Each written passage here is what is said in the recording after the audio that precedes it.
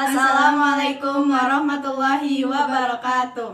Dalam video ini kami ingin menyampaikan tentang teks debat. Sebelumnya kami ingin memperkenalkan diri kami terlebih dahulu. Perkenalkan, nama saya Hikmah Febrianti Lestari. Saya Silvi Rima Ananda. Selamat menyaksikan. Pengertian teks debat. Teks debat adalah penyajian pendapat dua pihak yang saling mengemukakan berbagai alasan dan argumen dalam sudut pandang atau pendapat yang berbeda atau pra kontra untuk mempertahankan pandangan masing-masing. Teks debat menurut para ahli. Yang pertama, menurut Henry Guntur Tarigan, debat yaitu saling adu argumentasi antara pribadi atau antara kelompok manusia dengan tujuan mencapai kemenangan satu pihak. Yang kedua, menurut G. Sukadi, debat yaitu saling adu argumentasi antara pribadi atau antara kelompok manusia dengan tujuan mencapai kemenangan. Yang ketiga, menurut Asidi Dipodjojo, debat merupakan suatu proses komunikasi yang dilakukan secara lisan yang dinyatakan dengan bahasa untuk mempertahankan gagasan atau pendapat. Yang keempat, menurut J.S. Kamdi, debat ialah suatu pembahasan atau tukar pendapat tentang suatu pokok masalah di mana setiap peserta memberikan alasan untuk mempertahankan pendapatnya. Dan yang kelima, menurut P. Dori Wuwer Hendrikus, debat yaitu saling adu argumentasi antara pribadi atau antara kelompok manusia dengan tujuan mencapai kemenangan untuk satu pihak.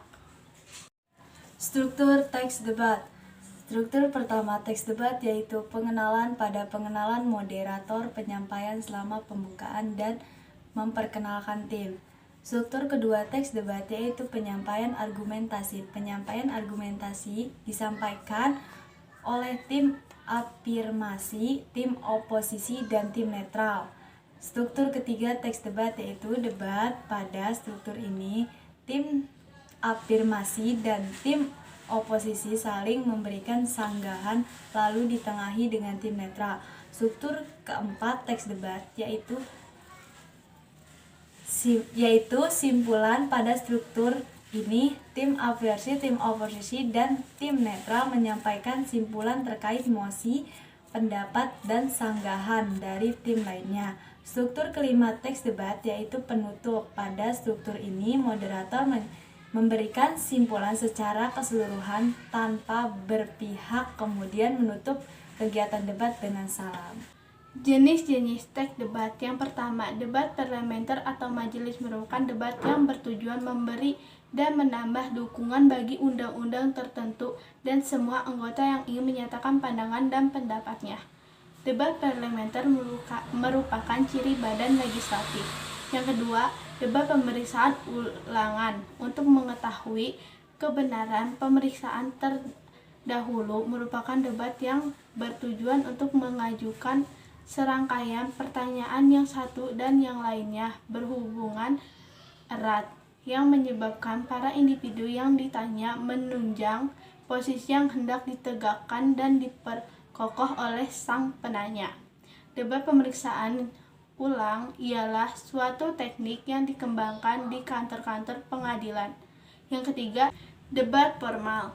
Konvensional atau debat pendidikan merupakan debat yang bertujuan untuk memberi kesempatan bagi dua tim pembicara untuk mengemukakan kepada para pendengar sejumlah argumen yang menunjang atau yang membantah suatu usul. Debat formal didasarkan pada konversi debat bersama secara politis. Unsur-unsur teks debat. Debat dapat dilaksanakan dengan memperhatikan beberapa unsur penting. Unsur-unsur debat terdapat adalah sebagai berikut. A. Mosi, hal atau topik yang diperdebatkan. B. Tim pro, tim yang setuju pada topik yang diperdebatkan. C. Tim kontra, tim oposisi, tim pro atau tim yang tidak setuju atau memang menantang topik yang diperdebatkan. D. Tim netral, tim yang memberikan dua sisi argumen baik dukungan maupun sanggahan terhadap topik yang diperdebatkan. E. Moderator, orang yang memimpin dan memandu jalannya debat. F. Notulen, orang yang menulis jalan perdebatan. dan mengambil kesimpulan dari pendapatan tersebut. Tujuan dan fungsi debat. Seperti yang sudah dibahas sebelumnya, debat dilakukan untuk mencapai kemenangan dari beradu argumen. Argumen yang paling logis, jelas, dan memiliki struktur teks debat yang baik biasanya memenangkan perdebatan. Selain itu, mencapai kemenangan argumen, tujuan debat dilakukan juga untuk menguji kebenaran pemikiran mengenai suatu hal. Selain tujuan, pelaksanaan debat juga memiliki beberapa fungsi, antara lain melatih kemampuan berbicara di depan umum, kemampuan beradu argumen, berpikir kritis, serta mampu menghormati pendapat yang berbeda. Ciri-ciri teks debat. Teks debat memiliki beberapa ciri, diantaranya sebagai berikut. 1. Terdapat dua tim yang berdebat, yaitu tim afirmasi dan tim oposisi. 2. Terdapat dua sudut pandang, yakni pihak pro dan kontra. 3. Adanya proses saling mempertahankan pendapat. Adanya saling adu argumentasi untuk memproses kemenangan. Adanya pihak penengah. Kaidah kebahasan teks debat. Selain memiliki struktur, teks debat juga memiliki kaidah kebahasan yang sendiri.